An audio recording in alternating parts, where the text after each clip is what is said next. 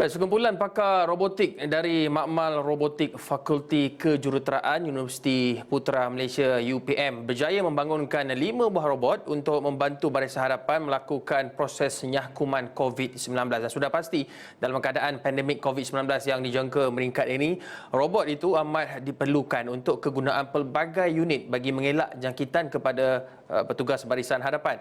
Dan untuk bercakap lebih lanjut mengenai robot di UPM ini, sudah bersedia di talian melalui telefon Ketua Projek berkenaan iaitu Profesor Madya Dr. Wan Zuha Wan Hassan dari Jabatan Kejuruteraan Elektrik dan Elektronik Fakulti Kejuruteraan UPM untuk menceritakan lebih lanjut berkenaan dengan teknologi ini. Pertama sekali, Prof, terima kasih.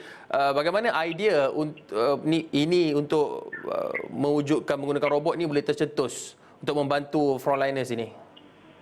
Okey, terima kasih. Sebenarnya idea yang datang isi daripada bila keadaan kita tengok keadaan jangkitan ni tidak terkawal. So kita memerlukan something yang kata remote yang boleh dikawal daripada jauh untuk membantu frontliner supaya mengelak daripada risiko jangkitan lah. Prof, apa keistimewaan ataupun fungsinya robot ni? Kalau boleh Prof diberi butiran lanjut. Okey, fungsi utama robot ni adalah supaya kita mengelak berada di satu kawasan yang kita katakan sebagai kawasan zon merah.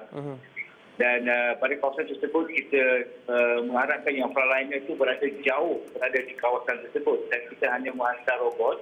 Dan robot tu boleh dikawal daripada menggunakan kawalan jauh. Dan daripada situ semuanya kita boleh automatic controller kawalan jauh lah. So kita boleh sembuh dia punya nyahkuman tersebut. And then sama ada kita boleh adjust dia punya ketinggian dan kita boleh adjust juga dia punya kadar jemuran tersebut. Prof, menarik untuk kita lihat penggunaan robot ini. Difahamkan ini adalah fasa pertama. Apa cabaran fasa pertama untuk bangunkan pula fasa berikutnya? Okey, untuk fasa pertama cabaran kita adalah untuk mendapatkan kita panggil sebagai gun tu. So agak mengambil masa yang lama, lebih kurang dalam seminggu untuk mendapatkan gun.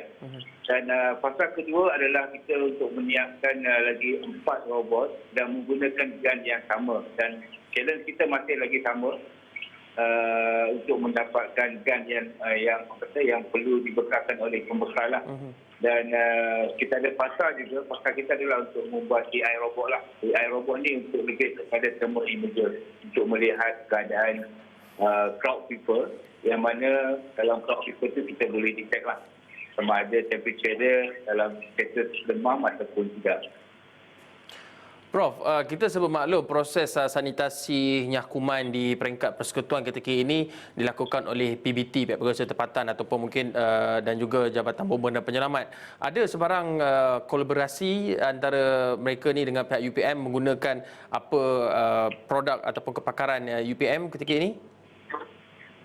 Setakat ni apa yang kita buat adalah untuk nak digunakan dalam kolej-kolej kediaman ataupun di sekitar Universiti Putra Malaysia lah.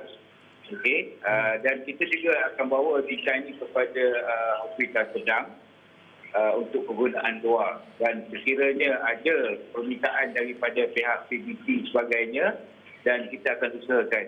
Dan kita akan berhubung dengan bahagian ERP UPM lah.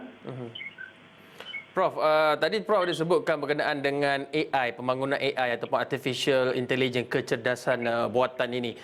Bagaimana kita ingin merealisasikannya ataupun meletakkannya ke dalam robot berkenaan, dan apakah bayangan end product yang mungkin kita akan saksikan hasil daripada kajian-kajian berterusan yang dilakukan ini? Okey, untuk AI robot ni dia lebih kepada autonomous. Yang kita buat sekarang ini adalah kita guna remote kawalan jauh. Yang ini adalah lebih kepada autonomous, maknanya kita akan develop satu robot dan robot tersebut boleh diletak dan dia akan bergerak secara auto dan dia berfungsi sebagai dalam bentuk auto lah. So, maksud dia dia letak di Hospital Sedang contohnya ataupun di Hospital Pengajar UPM, dan di situ robot tersebut boleh mengesan sama ada patient ataupun pengunjung di situ dalam keadaan sihat ataupun dalam keadaan yang demam. Prof, daripada segi selain daripada mendapatkan bekalan, adakah kos juga menjadi satu isu? Itu adalah isu yang utamalah. Dan untuk fasa pertama, alhamdulillah kita dapat sokongan yang penuh daripada Dekan Fakulti Kejuruteraan, daripada pengurusan itu sendiri. So yang tu kita rasa kita dapat yang orang kata satu bajet yang cukup untuk menyediakan robot yang kita sedang buat sekarang. Dan sekiranya perlu yang lebih kepada advance, maksud saya adalah AI robot, dan yang itu kita perlukan komponen-komponen alat yang lebih canggih dan memerlukan modal yang besar.